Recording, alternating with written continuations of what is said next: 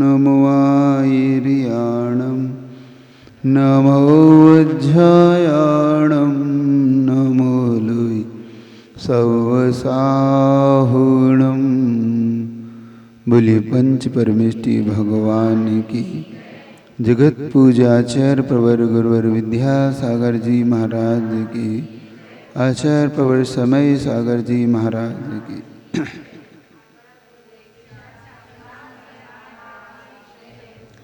चलिए कल और परसों 2 दिन में आपका मंगलाचरण हुआ।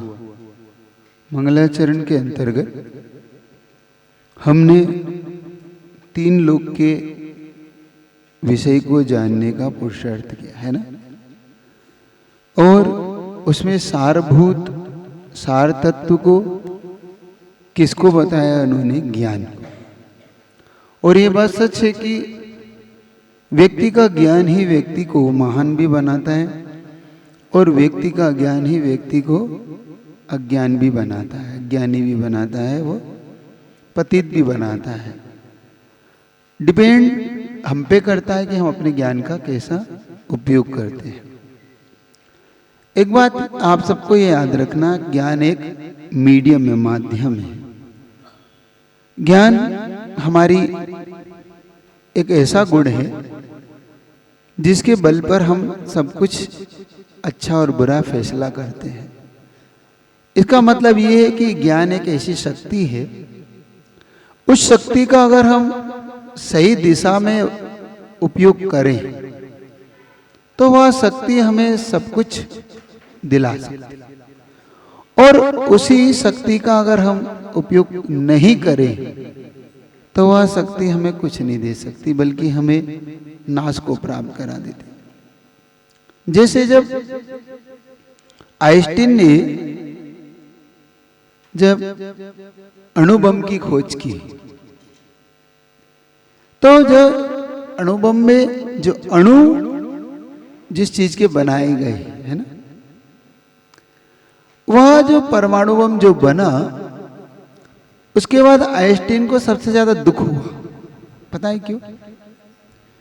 आइंस्टीन ने एक चीज लिखी कि जब तक मनुष्य का दिल और दिमाग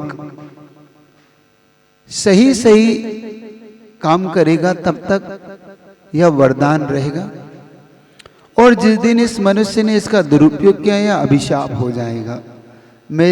मुझे इसका रिसर्च नहीं करना चाहिए था।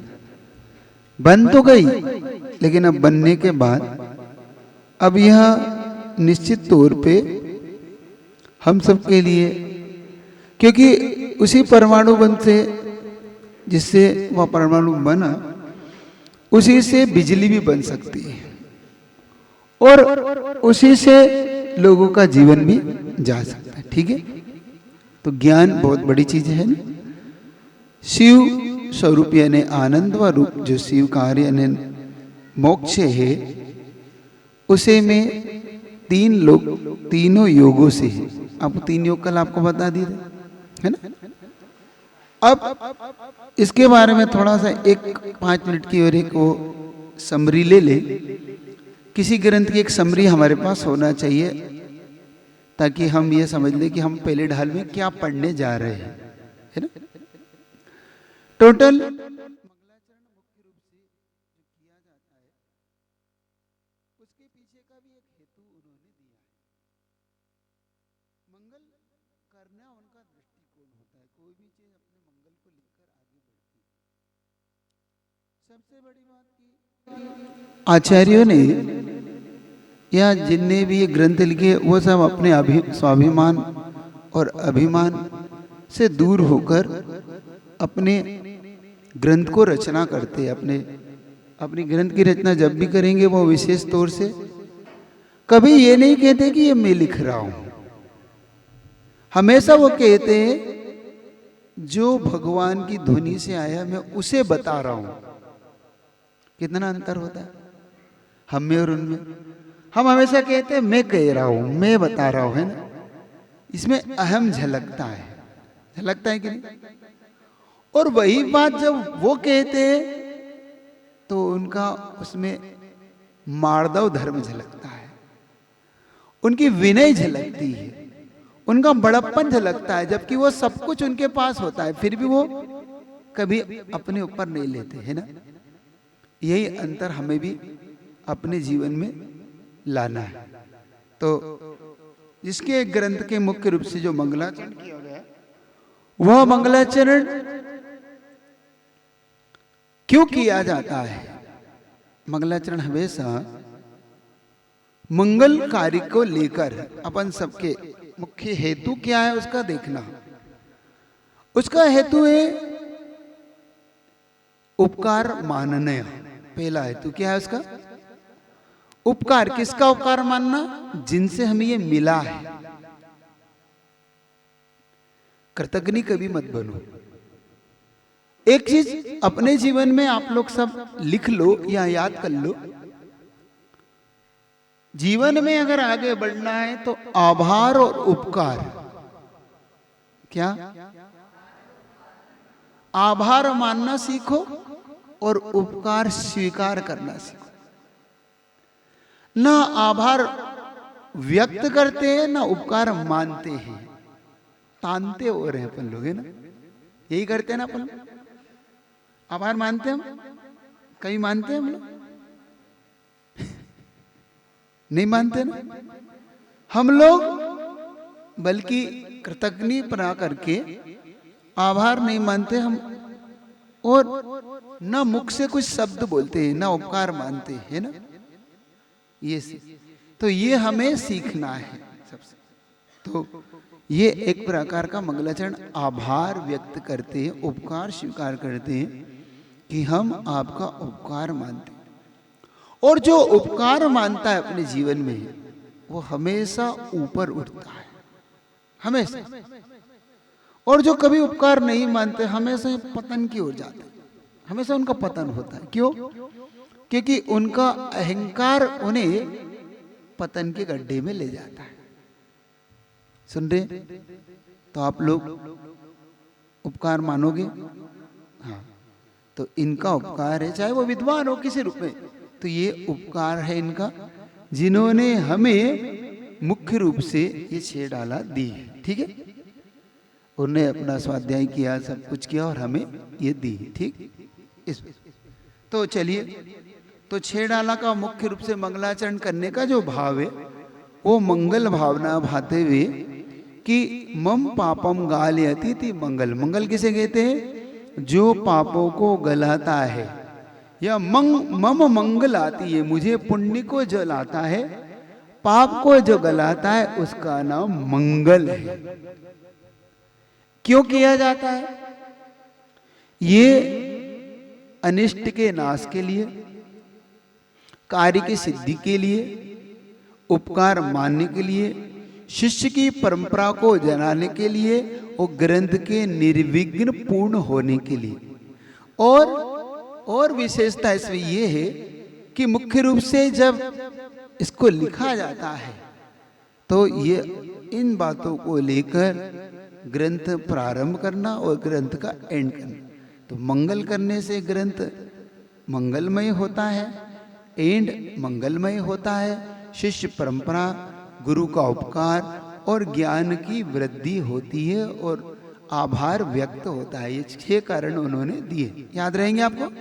ठीक है, अब देखो और भी वो बता रहे हैं यहाँ पे, और भी कोई चीजों को देखो। और उन्होंने 6 बातों का ग्रंथ में ध्यान रखा।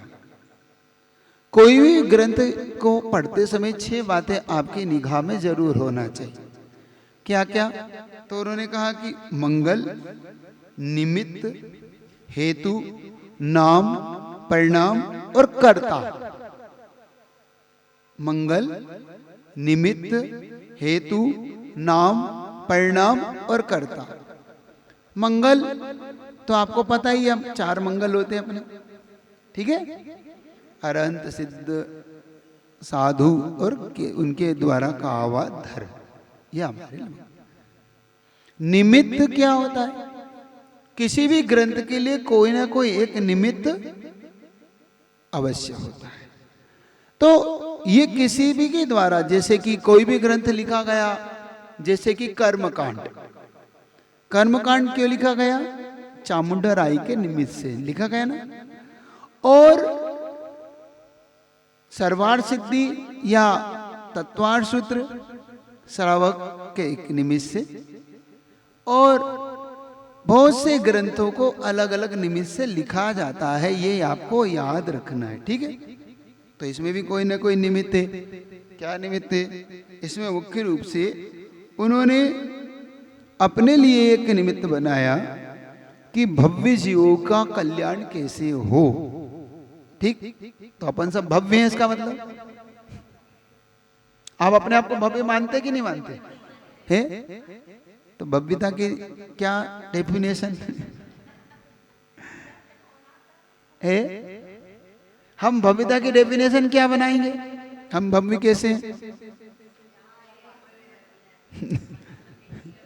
क्योंकि भव्यता तो कहते हैं कि मुख्य रूप से भव्यता के लिए आपको कुछ ऐसा करना होगा जो आपको भव्यता आपकी घोषित कर। देखो, वैसे तो सर्व का विषय है, किसका विषय है, लेकिन हमें अपनी भव्यता कुछ कैसे हमें ज्ञात होगी हम भव्य हैं?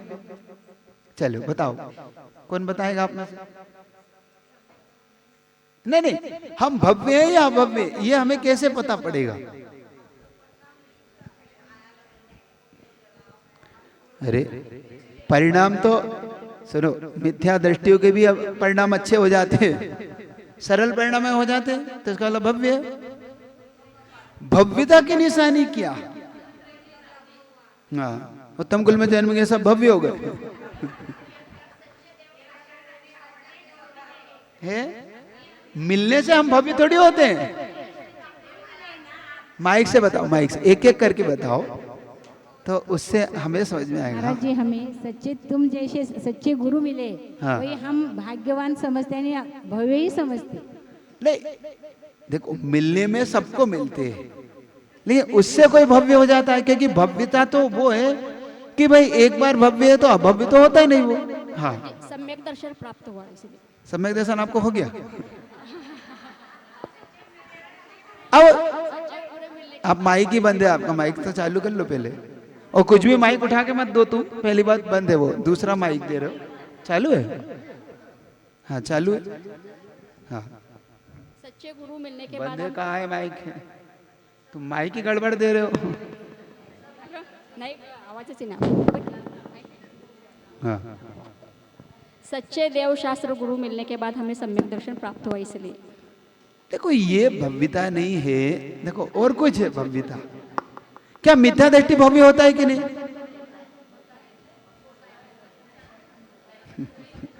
मिथ्या दृष्टि सम्य दृष्टि का भव्यता से कोई लेना देना ही नहीं है, वो एक पारिणामिक भाव है। वो पारिणामिक भाव है, किसी कर्म के उदय से थोड़ी होता भव्य भव्य।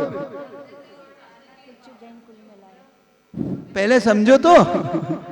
हाँ बोलो। हमें अच्छा जैन कुल मिला है, इसके साथ साथ हमारा आचरण भी अच्छा रहना चाहिए, तो हाँ। भव्यता हमें मिलेगी।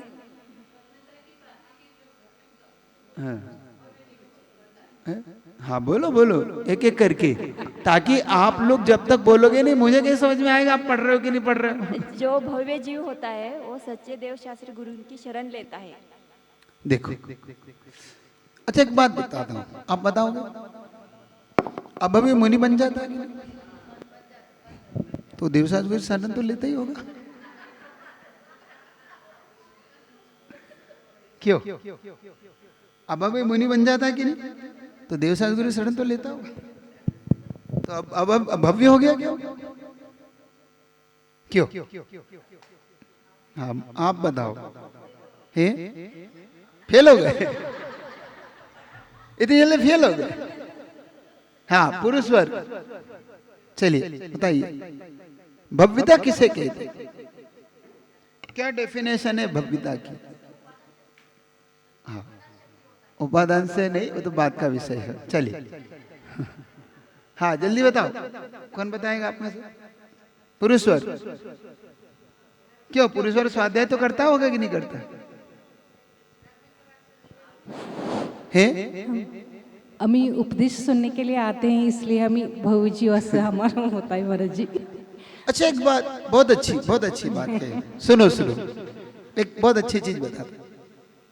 उन्होंने कहा कि हम उपदेश सुनने के लिए आते हैं, इसलिए हम भव्य। सुनो, एक संस्मरण सुना। एक मुनि महाराज जी के पास प्रवचन सुनने रोज आते थे, रोज। सबसे पहले सभा में वही बैठता था, बाकी लोग बाद में आते, वो सबसे पहले बैठता था। तो भव्य मान ले उसको। आपने कहा प्रवचन सुनने आते इसलिए भव्य। सुनो, अब उस पूरी बात सुन लो। फिर रोज आता था, महाराज जी भी उससे इंप्रेस होने लगे। गजब का भक्त है भाई, रोज आता है, ये कैसा भव्य है, कैसी इसकी भव्यता है, देखना।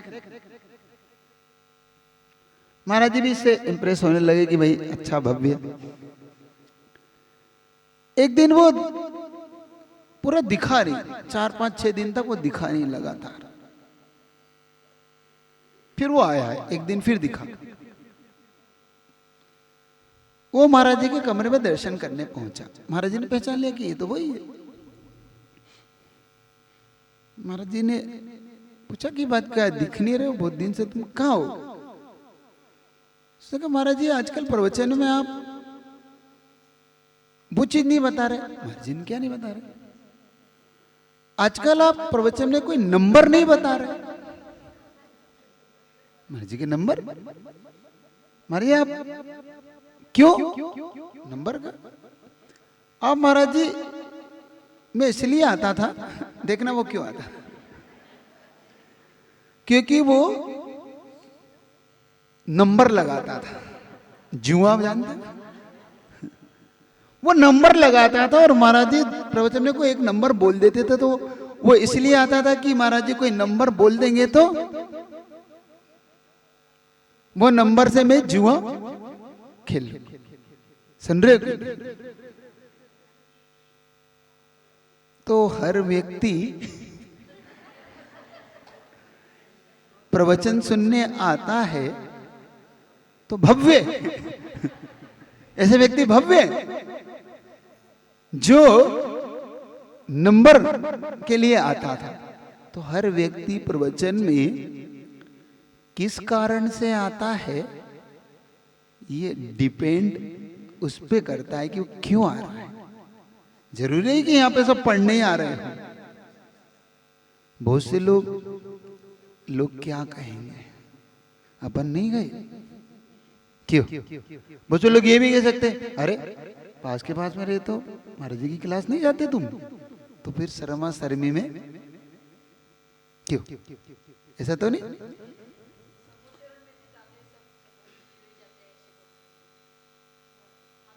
देखो, बड़े लोगों की बात बड़ी होती है, लेकिन हर जीव का परिणाम एक सा हो जरूरी नहीं होता। अब भव्यता की डेफिनेशन बताता हूं, क्योंकि इसको आगे जल्दी से बढ़ाना है थोड़ा सा, नहीं तो इसमें अपन। उन्होंने एक डेफिनेशन दी, दादा गुरु ज्ञान सागर जी महाराज, बहुत सरल। उन्होंने कहा देखो, वैसे तो सर्वज्ञ का विषय है ये सब, सर्वज्ञ के द्वारा ही ये सब पता पड़ता है कि आप सर्वज्ञ के माध्यम से ही ये जानते हैं कि भव्य है कि नहीं।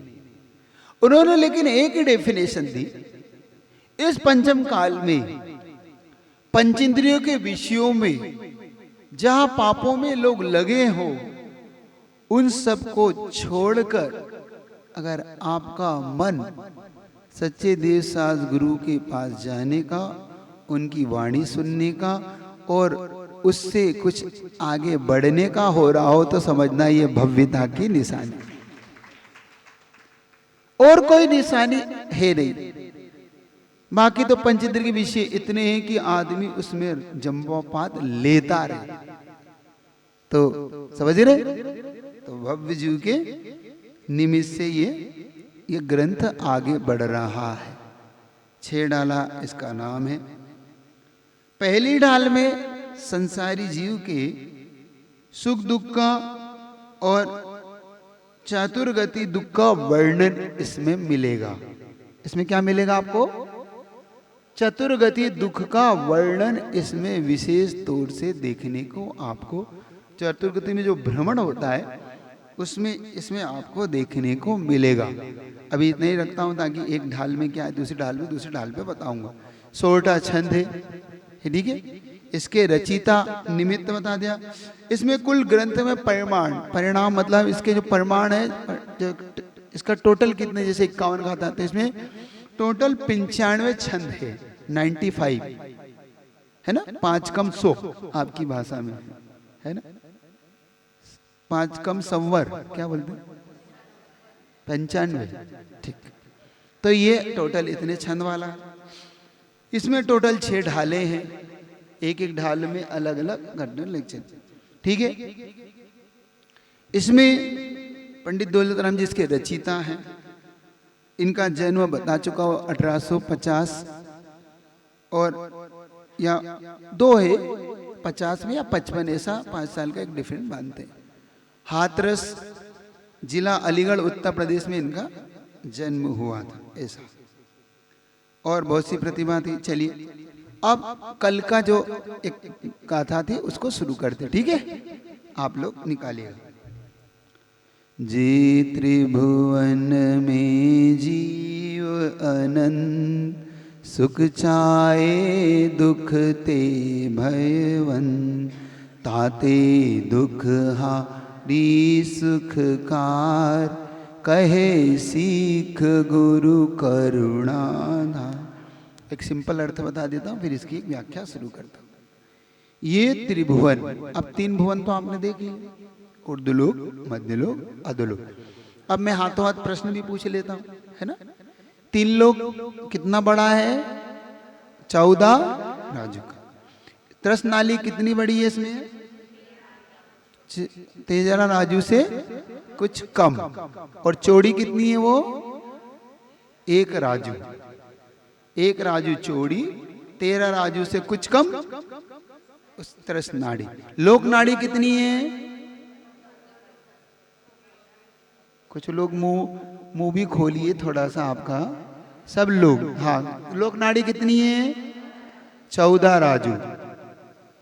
याद है कि बाकी सब मोल, आज मोल लेके बैठे बहुत लोग, कैसर पूर्वक मोल लेके बैठे आप लोग।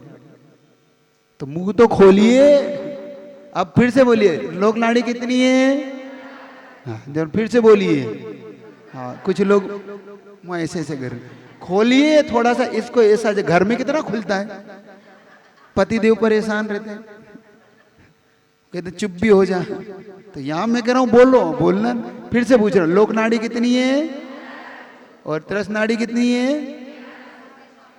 13 राजू से कुछ कम। चौड़ी कितनी है वो? 1 राजू, ठीक है। 7 राजू में ऊर्ध्वलोक में क्या है? स्वर्ग। नरक। 7 राजू अधोलोक में क्या है? नरक। 6 राजू में नरक, 1 राजू अंत में क्या है?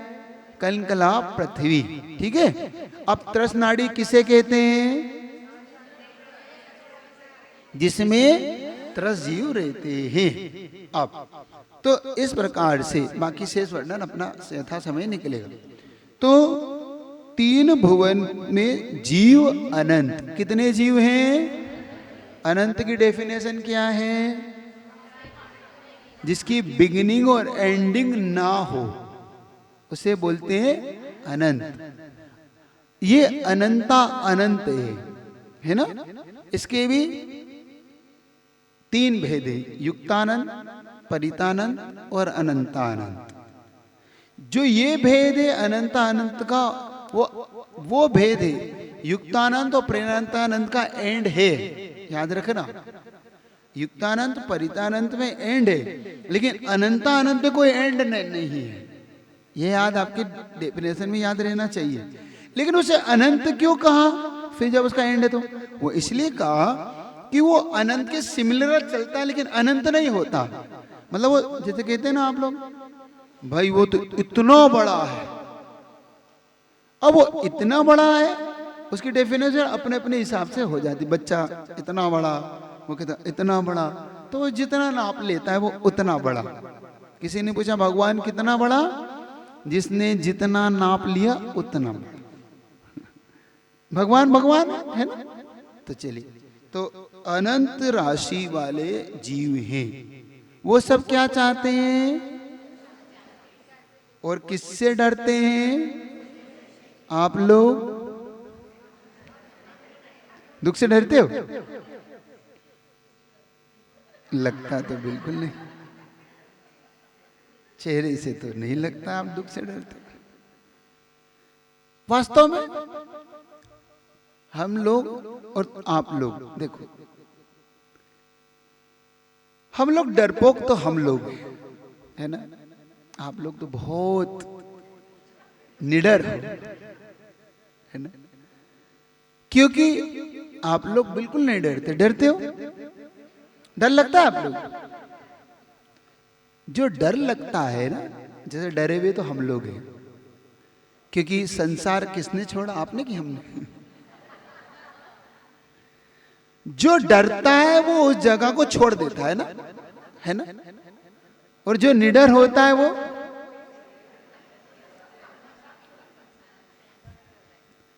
तो आप लोग बहुत निडर हो और महाराज लोग सब डरपोक।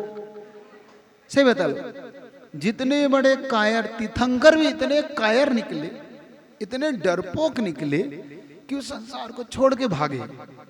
और आप लोग तो हाँ महाराज हम फाइट करेंगे, है ना, समझो। क्योंकि आप दुख से भयवंत होते ना, तो आप जरूर उपाय खोज लेते, है ना। जो जिससे भयवंत होता है वो उससे से बचने का उपाय खोजता है। आप लोग खोज रहे उपाय? कभी खोजा आपने उपाय? कैसे हम पापों से बचे, हम कैसे दुख से बचे? ताते ताते ने इसलिए दुख हारी, दुख को हरने वाली, सुखकार सुख को करने वाली, कहे सीख गुरु करुणा धार।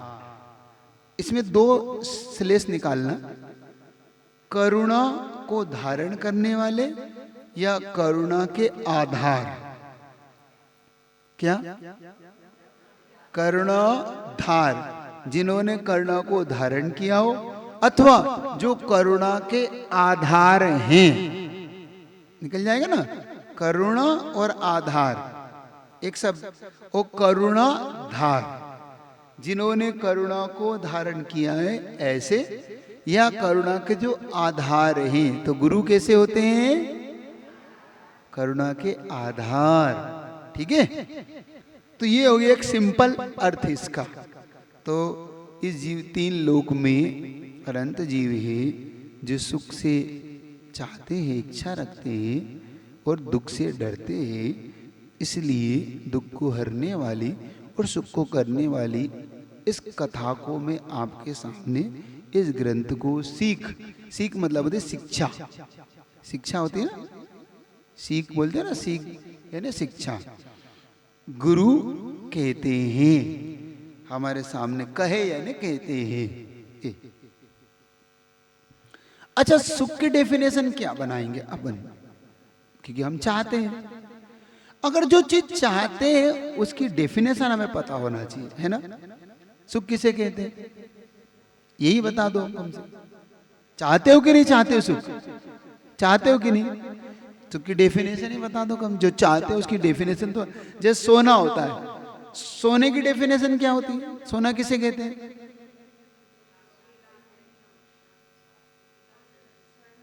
अरे आप लोग सोना पहनते हो, सोने की डेफिनेशन नहीं पता? गजब आप लोग। किसे कहते हैं सोना? किसे कहते हैं? तो हर पीली से सोना है क्या?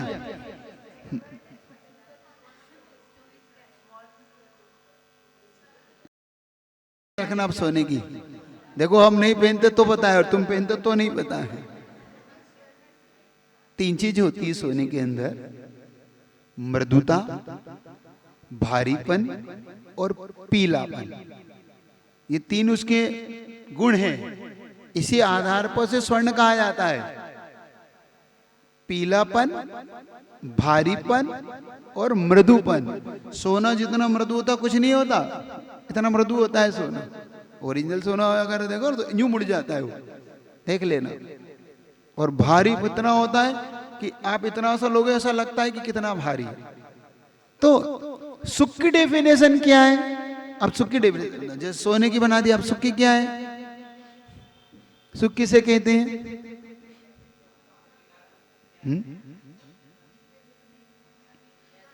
वो खुद बता रहे हैं। हाँ बताइए, कौन बताएगा? दुख का प्रतिकार यानी सुख। नहीं, ये गलत डेफिनेशन। दुख का प्रतिकार सुख नहीं है। अब मैंने किसका डेफिनेशन आपको दिया था? मान लो आपको भूख लग रही है ना, तो जो क्षुधा, जो भूख का दुख है, हो रहा होता है ना, बहुत भूख लगती है आदमी को जब और कुछ नहीं मिलता, तो वो दुख, तो उसका प्रतिकार क्या है? रोटी, भोजन, क्योंकि वो क्षुधा का भोजन उसका प्रतिकार। तो भोजन करने के बाद आपको सुख मिलता है, मिलता है, ऐसा मान ले कि नहीं मान ले? मिलता है कि नहीं मिलता है? मिलता है। तो वो सुख बढ़ना चाहिए, जितना जितना खाते जाए उतना उतना बढ़ना चाहिए, क्योंकि वो सुख दे रहा है। तो मान लो एक रसगुल्ला, 2, 3, 4, 5, 6 के बाद क्या स्थिति होती है? वो दुख बढ़ता है कि सुख बढ़ता है?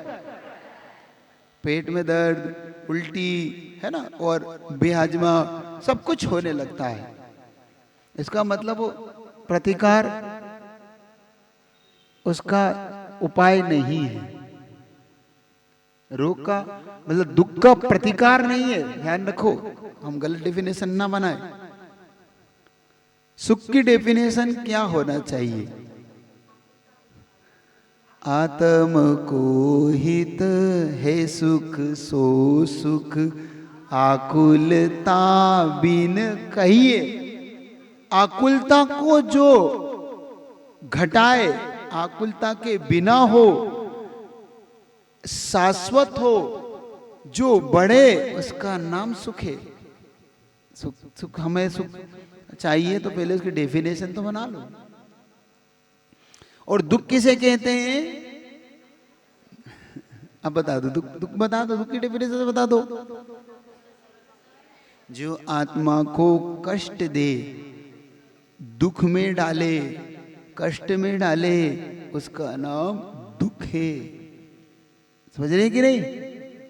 आकुल व्याकुल परिणाम, राग देश परिणाम, ये सब दुख के कारण है और दुख है। दुख में वाह पढ़ा आपने? नहीं पढ़ा? अब पढ़ने वाले आप था। पाप ही दुख है। पाप को कहा ना, दुख एव हवा, मतलब दुख ही है। क्या? 5 पाप, 5 पाप दुख रूप ही है। समझ रहे हैं कि नहीं? आप समझ रहे हो? बात आ रही है आपको समझ में? तो प्रतिकार वो दुख का कारण है, सुख का कारण नहीं है महोदय। समझ ना? हम सही डेफिनेशन पकड़े, हम सही डेफिनेशन में जाए। एक्चुअली में हम गलत डेफिनेशन में चले जाते हैं, और इसीलिए हम इस सुख की चाह अपनी बढ़ती है। हमें इस संसारी सुख में जो सुख खोजते वह सुख नहीं है। मूल में वो दुख का प्रतिकार होने से हमें सुख जैसा लगता है, उसे बोलते हैं सुखाभास। होता है ना? होता है। अच्छा, ठंड में बहुत ठंड होती है, यहां तो होती नहीं, फिर भी बहुत ठंड होती है, तो सूर्य अच्छा लगता है कि नहीं? सूर्य अच्छा लगता है, अच्छा लगता है। और अग्नि अच्छी लगती है, ठंड में लगता है ना। गर्मी हो, हीटर हो, स्वेटर हो, कुछ आपकी रजाई पल्ली जो भी होती है, होता अच्छा लगता है कि नहीं? ठीक है। यही चीज गर्मी में किसी व्यक्ति ने बहुत अच्छी बोली बात कही, जिस सूर्य का ठंड में इंतजार होता है, जिस सूर्य का ठंड में इंतजार होता है, उसी सूर्य का गर्मी में तिरस्कार होता है। होता है ना? हम उसका तिरस्कार कर देते हैं, तो इसका मतलब वो सुख, सच्चा सुख वो टेम्परेरी है, और हमें टेम्परेरी सुख नहीं चाहिए, हमें शाश्वत सुख चाहिए जो आगे बढ़े। तो पहले सुख की डेफिनेशन, फिर दुख की डेफिनेशन हमारे सामने आई, तभी तो हम इसे छोड़ पाएंगे, तभी तो हम सुख को पा पाएंगे। तो आपको बात समझ में आ रही? समझ में आ रही कि नहीं आ रही? अरे यार कुछ कुछ। अब इसका मूल में, हाँ किसी को पूछे ना, इसका मूल में दुख का मूल कारण है पाप, सुख का मूल कारण है पुण्य, दो चीज। और इन दोनों से ऊपर उठ के आपको शाश्वत सुख की प्राप्ति होती है। दोनों से ऊपर उठ के जो आपका शाश्वत सुख होता है वो दोनों से ऊपर उठने पर होता है, क्योंकि पुण्य से भी और पाप से भी। तो मूल में पाप तो दुख है ही, लेकिन पुण्य भी हमें सांसारिक वस्तुओं का, पुण्य दुख का कारण नहीं है, पुण्य का उपभोग दुख का कारण है। एक बात दिमाग में बिठा लेना। कुछ लोग गलत डेफिनेशन बनाते हैं, पुण्य भी है, पुण्य भी छोड़ना चाहिए, पुण्य में दुख का कारण। ऐसे कैसे है पुण्य दुख? पुण्य का उपभोग, पुण्य का फल में जो हम उपभोग करते हैं वो मूल में दुख का कारण है, पुण्य दुख का कारण नहीं है। समझ में आ रहे क्या नहीं आ रहे? ये तो मूल में दुख का कारण क्या है? तो आपको अगर सुख होना है तो सबसे पहले आपको दुख और सुख की डेफिनेशन अच्छी तरह से दिमाग में बिठाओ, फिर इसके लिए पुरुषार्थशील बनो, ताकि पुण्य हम कुछ कर पाए, कुछ बढ़ पाए। हम दिखावे का पुण्य ना करें, एक बात, हम अंतरंग का पुण्य करें। पुण्य भी हम बहुत कुछ अलग अलग ढंग से करते, सभी लोग एक जैसा पुण्य करते जरूरी नहीं। अच्छा, जितने लोग मंदिर आते हैं सबको एक जैसा पुण्य होता है कि अलग अलग होता है? क्यों? भगवान तो वही है भाव में परिवर्तन। तो इसका मतलब है हर व्यक्ति का भाव भगवान को देखकर एक जैसा हो, ये नहीं, और हर व्यक्ति का मंदिर आने का हेतु भी एक जैसा हो, ये भी जरूरी नहीं। हर व्यक्ति अलग अलग कारणों से भी मंदिर आता है ना? सबके अपने कारण होते हैं, ये जरूरी नहीं। बहुत इसको समझो। कल आपसे इसीलिए कहा था कि जिनालय आने के भी कुछ हेतु होते हैं, और आपके सामने एक बात भी रखी थी कि सबसे पहले वंदे तदुर्लब्धे में भगवान के मुद्रा को जब आप देखोगे तो वो राग द्वेष से रहित है ना। भगवान कैसे हैं? क्योंकि वो कैसे हैं? नासा, याद रहेगा आपको, याद रहेगा नासा दृष्टिपना भगवान का, याद रहेगा कि नहीं? तो वो नासा दृष्टि क्यों है? क्योंकि वो राग द्वेष से रहित, और जब जब वो राग द्वेष से रहित होंगे तो ना नाक बंद करते ना खोलते। अब हमें राग द्वेष से रहित होना है कि नहीं? तो घर में बाद में, पहले जिनालय में तो हम राग द्वेष से रहित हो। आप जिनालय में राग द्वेष से रहित रहोगे कि नहीं रहोगे? रहोगे कि नहीं रहे? सबसे ज्यादा सही बताऊं तो कसाई जिनालय में आदमी सबसे ज्यादा अपनी कसाई अगर भुनाता है, कसाई को प्रकट करता है, तो कहां करता है? मैंने तो इन जिनालयों में देखा। वैसे वो बाहर मिल लेगा, एक दूसरे के आएगा जाएगा भी, लेकिन जैसे ही जिनालय की बात आ जाती है तो मैं वहां नहीं जाऊंगा। वो मंदिर उनका है, ये मंदिर इनका है, इसलिए उस मंदिर में मैं नहीं जाऊंगा। होता है कि नहीं? होते कि नहीं? क्यों होता है कि नहीं होता है? उस मंदिर में मैं बोली नहीं लूंगा, वहां दान नहीं देंगे। होता है कि नहीं? उन महाराज को हम दान नहीं देंगे। गुरु में भी भेद है। ऐसा नहीं कि गुरु में कोई भेद नहीं करते, नहीं, वहां दान नहीं देंगे, उन महाराज को नहीं देंगे, हम तो बस इसी मंदिर में देंगे। ये भी एक भेद है कि नहीं? देखो, तो व्यक्ति का एक जैसा परिणाम हो जरूरी नहीं है, उसकी भक्ति बढ़ती हो जरूरी नहीं है। इसीलिए जैसा परिणाम होता है वैसा उसका रिजल्ट आता है। ये आपको अच्छी तरह से याद रखना है। याद रहेगा आपको? तो यहां पर वो कह रहे हैं, अगर तुम सुख चाहते हो तो सबसे पहले किसी ऐसे गुरु की खोज करो, क्योंकि वो हमें शिक्षा कौन देगा? ताते सीख गुरु करुणाधार, जो करुणावान हो। और गुरु की डेफिनेशन क्या होती है? क्योंकि गुरु भी तो बनाना। अच्छा, गुरु की परिभाषा क्या बनाए? गुरु की बना लो, एक एक चीज की बनाते चलो, ताकि अपने सच्चे सुख दुख को भी समझ लें, सच्चे गुरु को समझ लें, गुरु की बात को समझ लें। क्यों? चलिए आपको एक चीज, इसको सबसे पहले हम 3 भुवन में हमने करुणानुयोग से अपन उसको समझने का पुरुषार्थ कर लिया ना अपने। अनंत जीव राशि है, मुख्य रूप से जो सब सुख चाहते हैं, दुख से भयभीत। मुख्य रूप से करुणा के आधार गुरु कैसे होते हैं, इनकी घटना आपके सामने रखता हूं। जरूर नहीं कि भेद कैसा होता, तो प्रथमानुयोग से इसको समझते हैं थोड़ा सा अपन। रानी चेलना के जीवन की घटना है, बड़ी अच्छी घटना है। जब राजा श्रेणिक रानी चेलना से विवाह करना चाहता था, और मुख्य कारण था उसका चेलना का आकर्षण, उसके रूप का आकर्षण। तो चूंकि श्रेणिक ने अपना धर्म बदल लिया था। क्यों बदल लिया था आपको इसका पता है? आपको क्यों बदला था?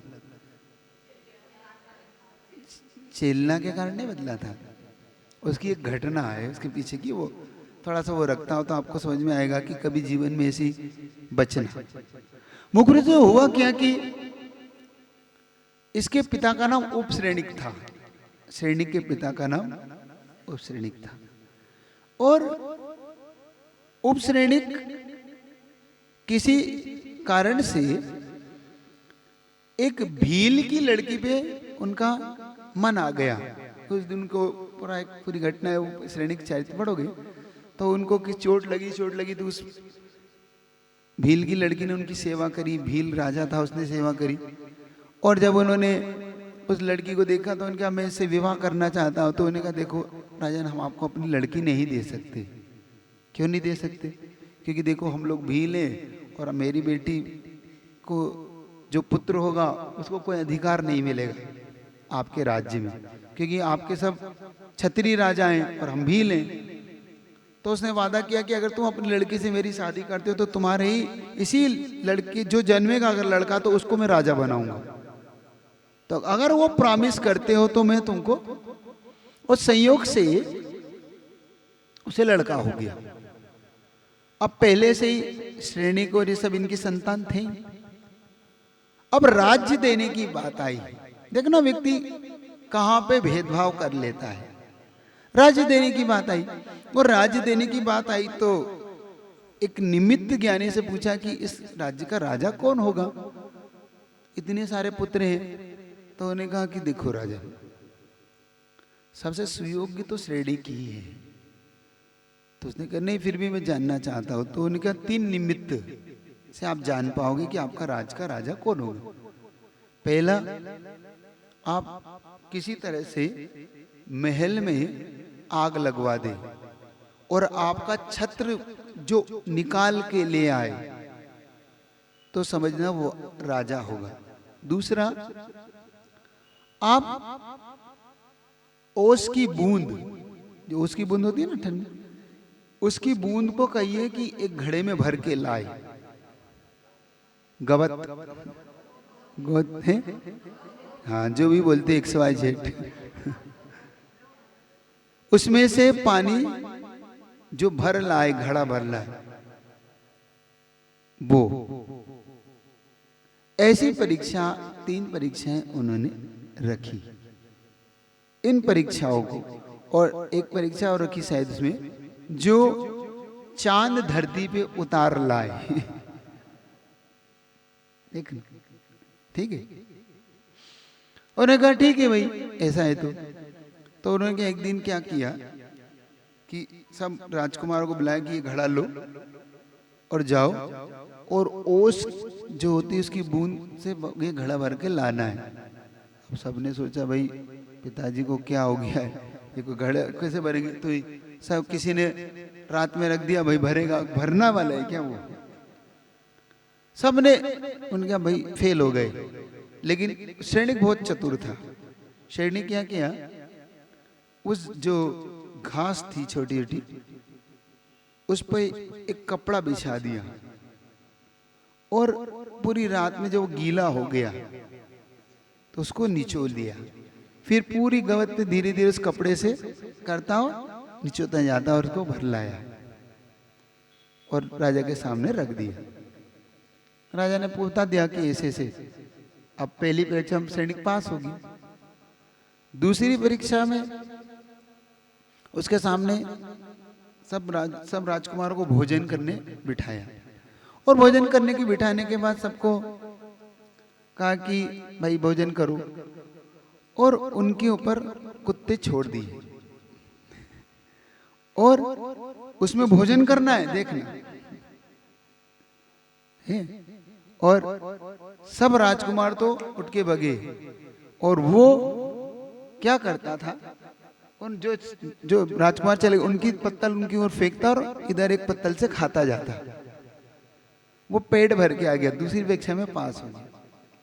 तीसरी परीक्षा में उन्होंने छत्र बामंडल जो कुछ लगाए थे वो आग लगाई, उनको वो सब राजकुमार अपनी जान बचाकर भागे, लेकिन सैनिक ने अपनी चतुराई से उस छत्र को निकाला क्योंकि वो जानता था कि राज्य की कोई अगर वैल्यू है तो ये छत्र ही है, और निकाल कर लेके आए। और चांद को जो बताने की बात आई थी उन्होंने कहा ठीक है वो मैं ला सकता हूँ। उन्होंने कहा भाई ये कोई उतारेगा, एक परात में पानी भरा है ना, जल बिंबु बिंदु मन्ये का एक क्षति जनसा सा। हे भगवान चांद को कौन ला सकता है, अहम में। और उसने उस परात में चांद को उतार दिया, ये लो चांद। सैनिक पास हो गया। अब उन्होंने कहा कि भाई क्या करें, राज तो देना है तो क्या करें। देखो गजब घटना, जीवन कैसे कहाँ परीक्षा करता है आपकी। उन्होंने कहा कि भाई मंत्री को बुलाया, मंत्री ने कहा कि राजन देखो सैनिक ही राजा यज्ञ, वो राजा यज्ञ है भी नहीं क्योंकि भील का लड़का है, कितनी बुद्धि होगी। एक बात और कहना चाहता हूं, ब्लड का रिलेशन बहुत बड़ा रिलेशन होता है। कहते खून खून ही होता है ना। लोग कहते हैं कि अपने रगों में भी खून है, उनकी रगों में भी खून है, ऐसा नहीं, उसका असर जरूर होता है। खून अपना बोलता ही बोलता है। एक बात याद रखना, कुछ लोग ये ऐसी धारणा बन गई है कि भाई हम भी मनुष्य, वही मनुष्य, उनका भी खून लाल, हमारा भी खून लाल। लाल से खून से मतलब नहीं होता, जो जेनेटिक गुण होते हैं वो स्वभाव से होते कि नहीं, नेचुरल होते हैं। हम सबके जीवन में हमें कभी ये नहीं सिखाया गया कि चींटी बचाओ, हम बचपन से ही बचाते हैं अपन, है ना। बचपन से ही हमें अहिंसा हमारे रगों में घोला जाता है, बचपन से ही हमें पूरी शिक्षा दी जाती है। और वो आदिवासी क्रूर बहुत ज्यादा, तो राजा नहीं माने कि नहीं मुझे तो उसको राज्य देना, देखो मेरा वचन खाली जाएगा। तो उसने क्या किया, उसने कहा कि ठीक है राजन अगर ऐसा है तो ऐसा करते हैं, देखो सैनिक को ऐसे तो निकालोगे तो जनता विरोध में आ जाएगी, तो श्रेणी को आपको किसी दंड देना होगा, और दंड के अपराध में इस देश निकाला दे दो। अब क्या दंड इसने, तो इसमें एक आरोप लगा दो कि इसने कुत्तों का झूठा खाया है ना, उसने भोजन किया, तो तुम कुत्तों के साथ भोजन किया इसलिए तुम राजकुमार हमारा नहीं है, निकलो राजा से बाहर। उसने कहा ठीक है। देखो आदमी कैसा भी आरोप लगा सकता है आप पे, अगर आपको दंड ही देना है तो आप कुछ भी लगा के दे दो, और बचाना है तो कुछ भी तरह बचा लो। उसने कहा कि ठीक है, और श्रेणी को बुला के सुनो, आपको इसी समय राज निकाला दिया जाता है। उसने पूछा मेरा अपराध, आपने नीच इन कुत्तों के साथ भोजन किया, आप मेरे राजकुमार ठीक नहीं। उसने कहा राजा ये कोई दंड थोड़ी है, फिर भी उसने कहा नहीं जाना होगा। तो ठीक है, चला गया और राज्य छोड़ के चला गया, क्योंकि सैनिक ये भी जानता था कि उपसैनिक जानता था कि भाई इसकी कुवत होगी तो ये राज्य ले ही लेगा, और नहीं तो ये राज कर लेगा। वो चला गया। वो राज्य जब छोड़ के गया तो एक ऐसी जगह, अब यहाँ से स्टोरी कैसे बुद्ध हुआ ये देखना। राजा सैनिक बौद्ध कैसे बना, बौद्ध नहीं था, वो जैन ही था। लेकिन वो जब एक गांव में पहुंचा तो उसकी हालत बिल्कुल फटे हाल थी। अब वो भूखा था, बहुत दिन से पैदल चलते थे, भूखा था। अब वो पहुंचा तो उसने एक जगह पर उसने भोजन मांगा, तो भोजन मांगा तो उनके हे चल तेरे जैसे भिखारी बहुत आते हैं। ध्यान रखना, जब किसी के जीवन में बुरे दिन हो तो उसको बुरा बोलने की गलती मत करना, बहुत महंगा पड़ जाता है। क्योंकि बुरे दिन में वो सुन तो लेता है, लेकिन जब उसके दिन बदलते हैं तो वो आपका सब कुछ बदल देता है। ध्यान रखना, ये रियल बता रहा हूं। कभी भी एक शिक्षा ले लो, किसी के भी बुरे दिन हो, किसी के भी मतलब कोई ऐसे दिन आ रहे हो, तो उन लोगों को कभी भी बुरा नहीं कहना। क्योंकि सुख और दुख की डेफिनेशन बता रहा हूं, इसलिए आपको सिखा रहा हूं कि ये सुख और दुख आपको कैसे प्राप्त होते हैं जीवन में। उसके बुरे दिन आ गए, राजा से रंक हो गया। जब राजा से वो रंक हो गया, आज भिखारी हो गया, दर दर का, कोई पूछने वाला नहीं, कोई सुनने वाला नहीं, उसकी सब कुछ उसके विरोध में चला गया संयोग से। ठीक है, उसने कहा चल तुम्हारे जैसे बहुत आते।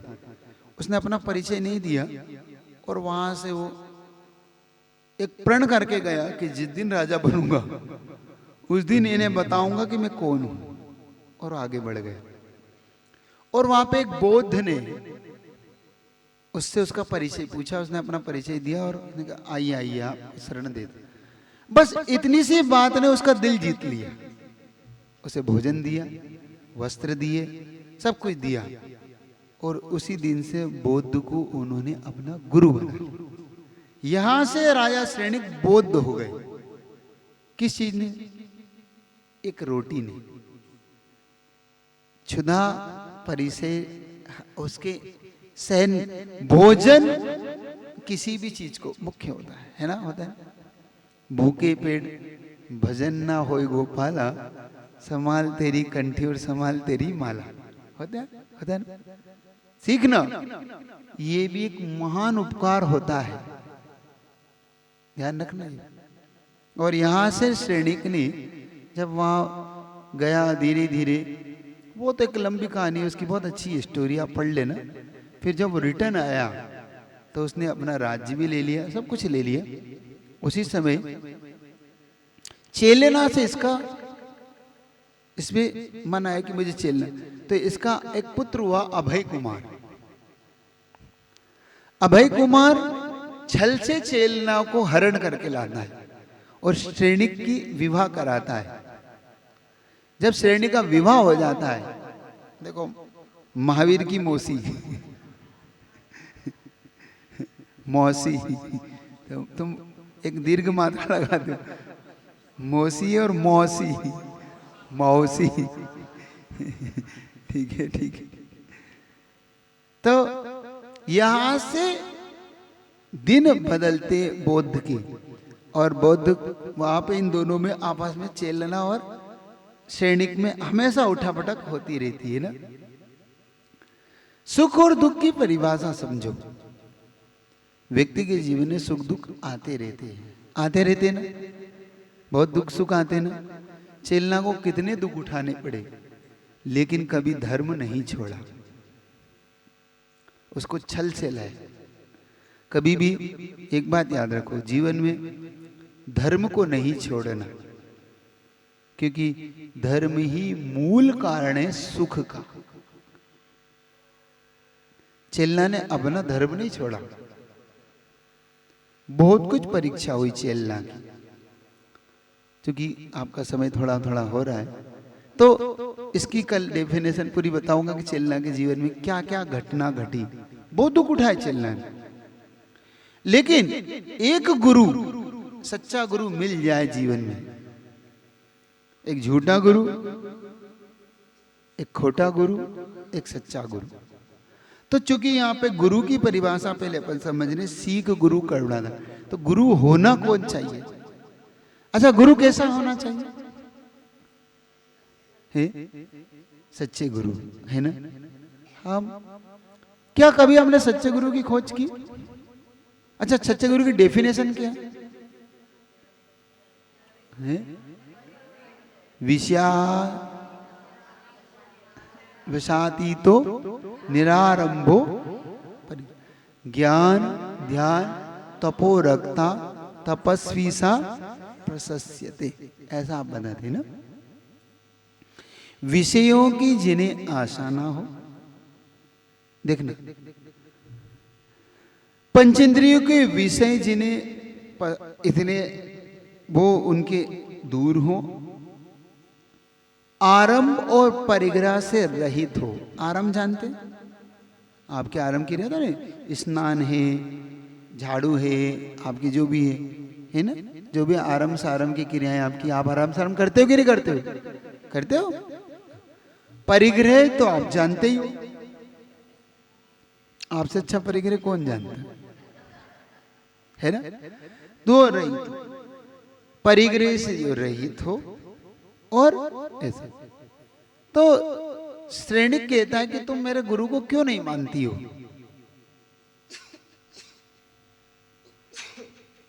तो उन्होंने कहा, राजन, आपके गुरु को मैं मान लूंगी, आपके गुरु की खासियत आप बताओ।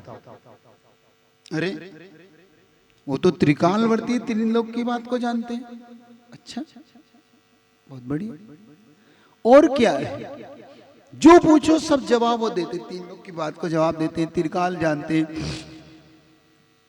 और जब वो ध्यान में होते हैं तो वो उनकी आत्मा सिद्धों में मिल जाती हो, मतलब वो देह को छोड़कर वो सिद्धों में रम जाते, इतने उनके ध्यान है। अच्छा, और क्या?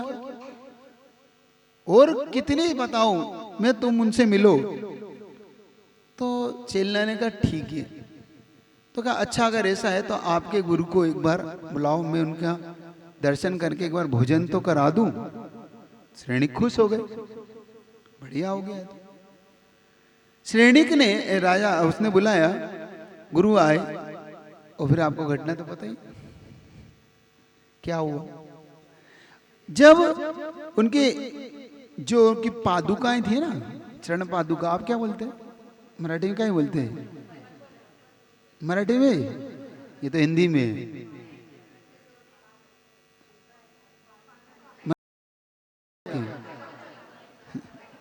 यही बोलते।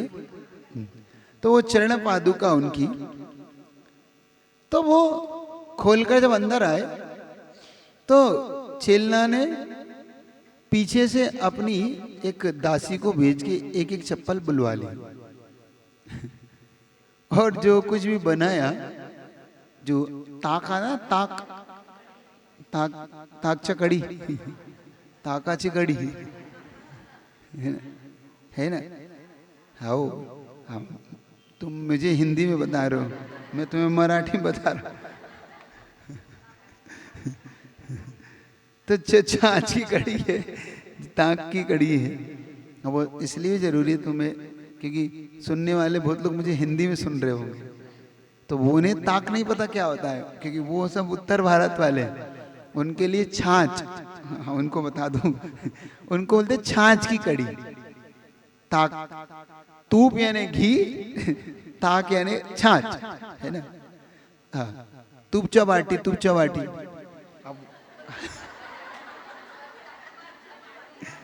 हो सुनो तो, हम जब महाराष्ट्र में प्रवेश करा, उधर दाल बाटी चलती। अब हम लोग प्रवेश करे इधर, तो हम वो हार में बोले तुपाचे बाटी, तुपाचे बाटी। हम समझे घी बाटी आ रहा होगा।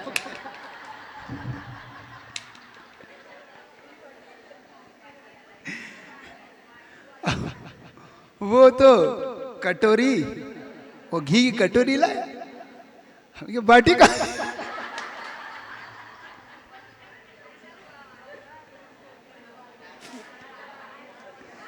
फिर हम वहां पहुंचे, संत निवास में पहुंचे हम लोग। हम क्या बात समझ में नहीं आई, वो बार बार महिला ऐसी करी तू बाजी बैठी। हम कहे भाई वो घी तो लिया है, वो बाटी नहीं लाए। तो क्या नहीं नहीं आप गलत समझ रहे हो। हमें क्या क्या गलत है, वो कटोरी को बाटी बोलते, बाटी। हमने कहा अरे राम राम राम। हाँ, समझे, बहुत देर बाद समझ पाएगी क्या बोल रहे हो, है ना। बहुत बार तो मैं जब खा लेता हूँ उसके बाद समझ में आता है ये क्या है। तुम जब बोलते हो ना वो तब समझ में नहीं आता मुझे, जब उसे टेस्ट करता हूँ ना तब पता पड़ता कि अरे ये तो ये जो बोल रहे हैं ये वो है ना। तुम लोग अलग अलग बोलते हो। एक दिन वो बोलेंगे दिल पसंद, दिल पसंद। उधर बोलते आप तो ढेमचा, ढेमस, ढेमस क्या बोलता तुम, टिंडा। अब आप लोग भी समझ गए। इधर नहीं, आप लोग इसका शायद उपयोग नहीं करते। हाँ नहीं करते ना, खाने में उपयोग नहीं करते आप लोग। आलू प्याज के अलावा कुछ नहीं खाते। ठीक ठीक, तो ऐसा हो जाता है ना। चलो, तो वो 1 मिनट में अपनी बात पूरी कर दूं। वो मंगवा लिया। अब त्रिकालवर्ती हैं आपके गुरु, उनके बुलवाया, उनके बिठाया। तो उसने ताक की जो उन्हें छाछ जो कड़ी बनाई थी, उसमें उसके छोटे छोटे पीस करके अच्छी और अच्छा तिकट, अच्छा छोंक लगाया। तिकट मतलब मिर्ची का बघार, क्या बोलते हैं, पोड़ली, पोटरी, जो भी है, ठीक है।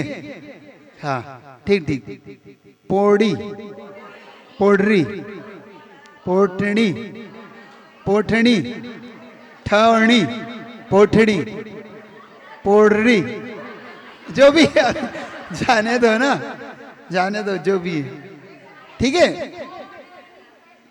ओ मेरा गला रह जाएगा। तो वो उसने दे दी। अब उन्होंने अच्छे से भोजन कर लिया। हो, तो भोजन करने के बाद अब वो रानी उनसे कहने लगी ठीक है मैं आपसे बाद में। उनको लगा कि भाई रानी सबको प्रभावित हो रही, तो उनका रानी आएगी। रानी जब छोड़ने गई रास्ते में, तो वो अपनी चप्पल तो ढूंढ रहे। तो उन्होंने कहा भाई वो कहाँ चली गई, एक तो दिख रही एक नहीं दिख रही। तो उन्होंने कहा आप तो त्रिकालवर्ती हैं, आपको तो पता है कहाँ है। तो उनका रानी क्यों मजाक कर रही हो, हमारी चप्पल आपने छुपाई दो। कि नहीं आप तो, मैंने राजा ने कहा।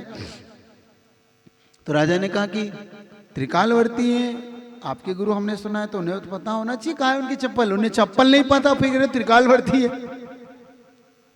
तो उन्होंने कहा मजाक नहीं कि तुम बताओ। तो क्या राजन इन सबके पेट में है।